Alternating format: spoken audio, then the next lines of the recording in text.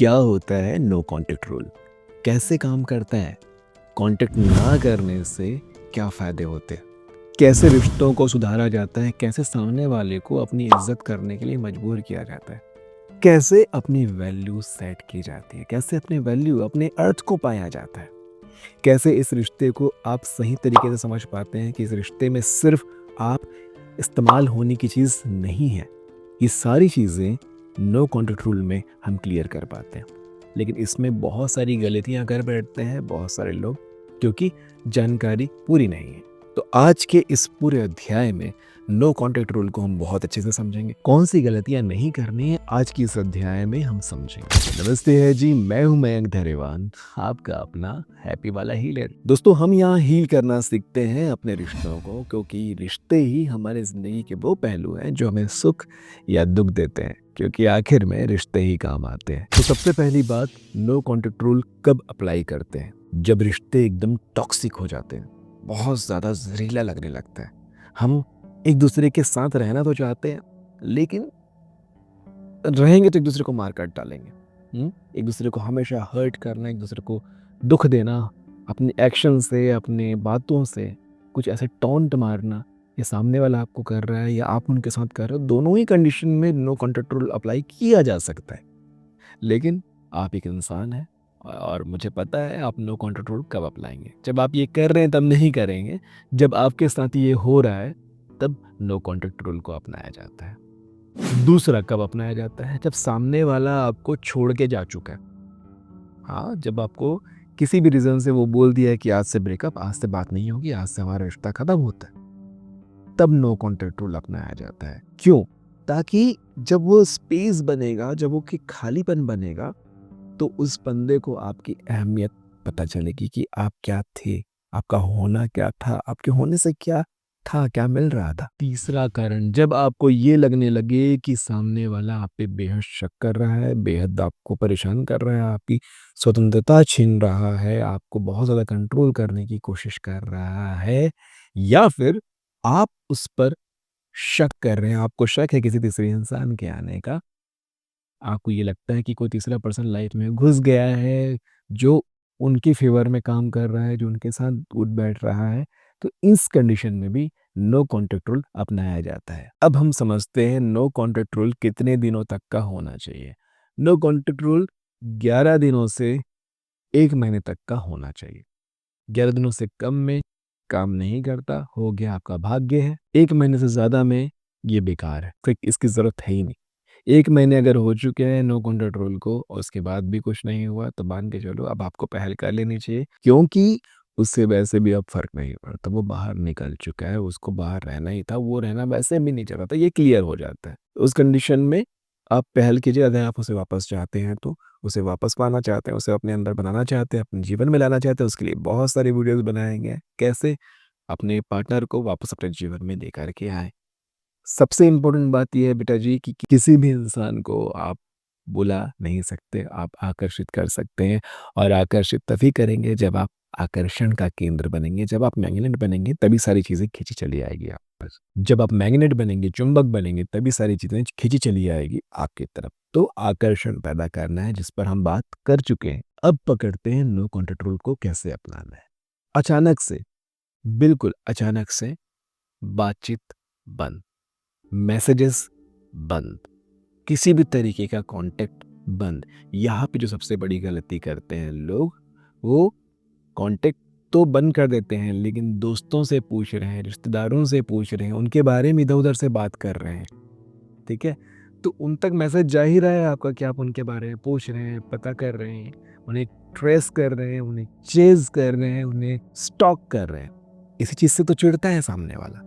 कोई भी इंसान जब आप उसे बहुत ज़्यादा स्टॉक करते हैं, उसे बहुत ज़्यादा चिढ़ मचती है। सबसे शानदार तरीका ये है कि आप जब नो कॉन्टैक्ट बनाते हैं, तो बिल्कुल नो कॉन्टैक्ट बना लेते हैं।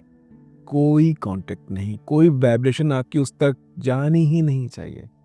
सबसे बेस्ट प्रैक्टिस तो यही है कि कोई भी वाइब्रेशन उन तक ना जाए, बुरी तो बिल्कुल ना जाए, क्योंकि नो कॉन्टैक्ट के समय सबसे ज़्यादा जल्दी गलती जो होती है वो ये होती है कि आप उनके बारे में बुरा-बुरा सोच रहे होते हैं। बहुत खराब, जो जो ताकि आप नो कॉन्टेक्ट बना के रख सकें। इसलिए उनके बारे में जितना गंदा सोच सकते हैं सोचेंगे, जो उनकी गलतियाँ हैं उनको बढ़ा चढ़ा के सोचेंगे।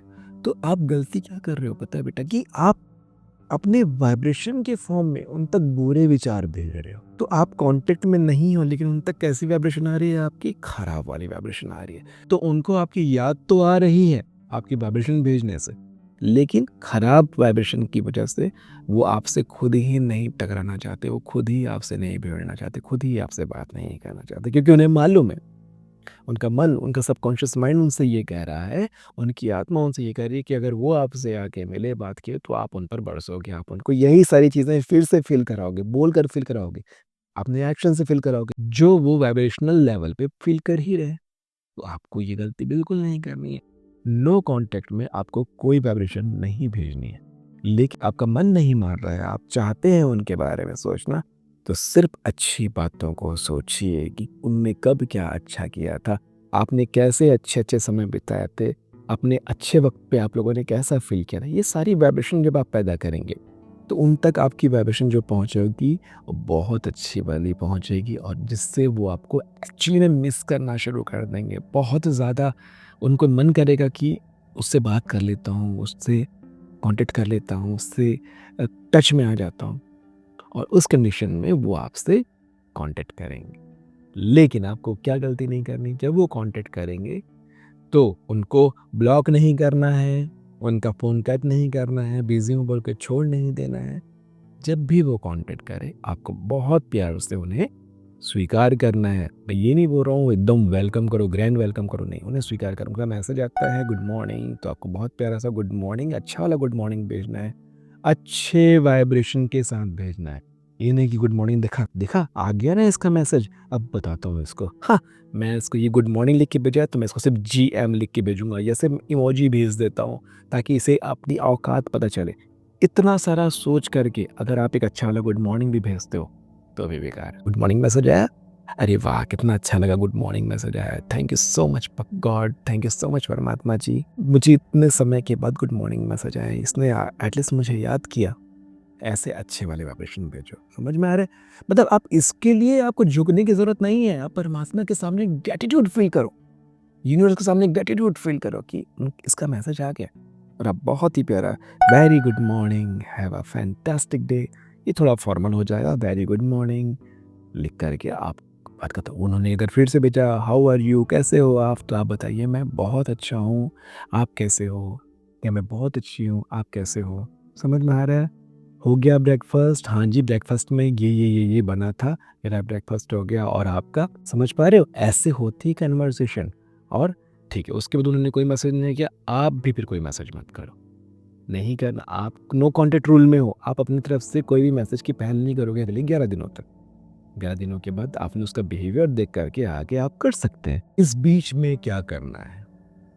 बिल्कुल भी कहीं ऐसे घूमने-फिरने मत निकल जाना, जो उसको पता चल रहा है।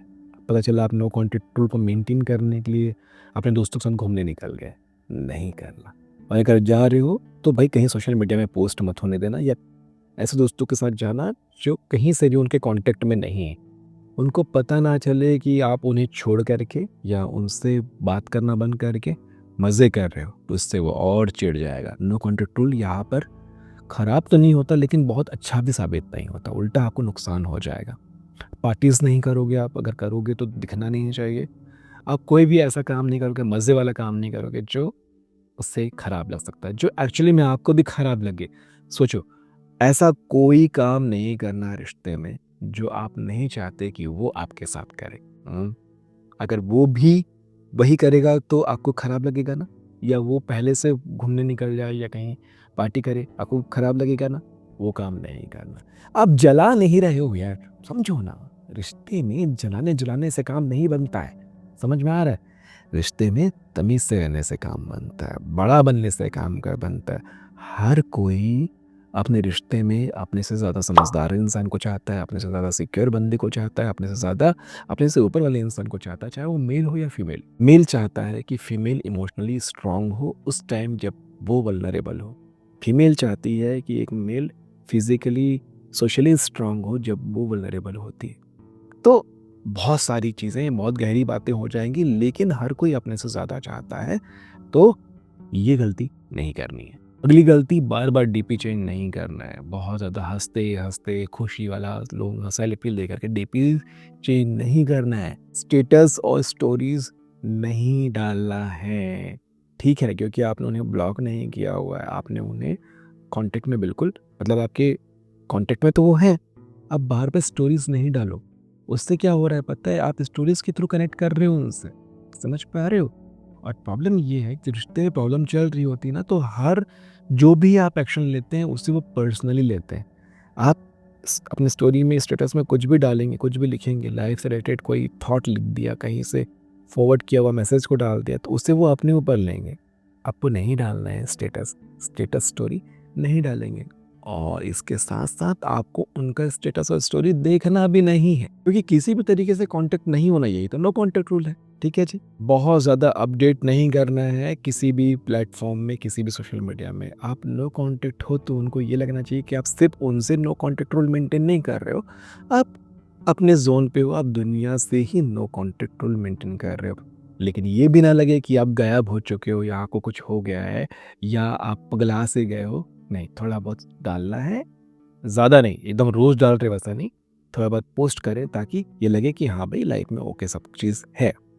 समझना, जब तक उसे आपकी इस लाइफ में उससे ज़्यादा कुछ इंटरेस्टिंग नहीं लगेगा, वो आप पे इंटरेस्ट नहीं ले सकता, क्योंकि हम सब जानते हैं कि हम अंदर से कैसे हैं, हम कितने बकवास हैं। हम सबको ये लगता है कि हम कितने बकवास हैं, तो हम चाहते हैं सामने वाले की लाइफ इतनी इंटरेस्टिंग हो कि हम उसकी लाइफ के साथ जुड़ के मज़े कर सकें। इंटरनली हम सारे ही इंसान, सारे ह्यूमंस ऐसे ही हैं। तो सामने वाले के नीड को समझो, सामने वाला कैसे आपसे अट्रैक्ट होता है उसे समझो। ठीक है, तो नो कॉन्टैक्ट रूल को इस तरह से मेंटेन किया जाता है। डेस्परेशन नहीं दिखाना है, शांति से रहना है, तमीज़ से रहना है। बहुत सारे ऐसे रिचुअल्स होते हैं जो रेकी हीलिंग में, लामा फेरा में या एंजल हीलिंग में होते हैं, जिसके लिए हमारा एक दूसरा चैनल है जिसमें हम इस तरह की बातें करते आए हैं, बहुत अच्छे से समझते हैं। ठीक है जी, आशा करता हूँ ये अध्याय आपको बहुत अच्छे से समझ में आया होगा। मिलते हैं आने वाले अध्यायों में। रिश्तों को और समझना बाकी है। नमस्ते है जी।